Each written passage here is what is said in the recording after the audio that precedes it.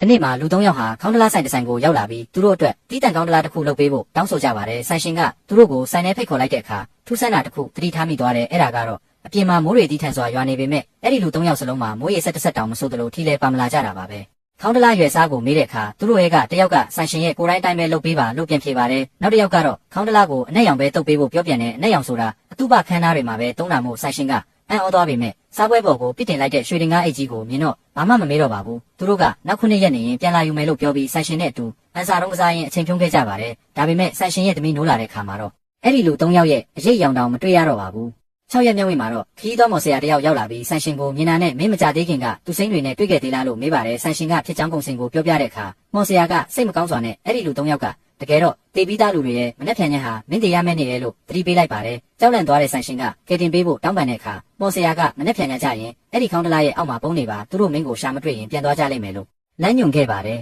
သတ်မှတ်ထားတဲ့ညရောက်တဲ့အခါခေါင်းတလားဆိုင်တကားဟာဘလို့ရောက်ပွင့်လာပြီးထူးဆန်းတဲ့လူရိတ်3ခုဝင်လာပါတယ်သူတို့ဟာဆိုင်တစ်ဆိုင်လုံးကိုအနက်ရှာဖွေနေကြပေမဲ့ဆိုင်ရှင်ကိုတော့ရှာမတွေ့ကြပါဘူး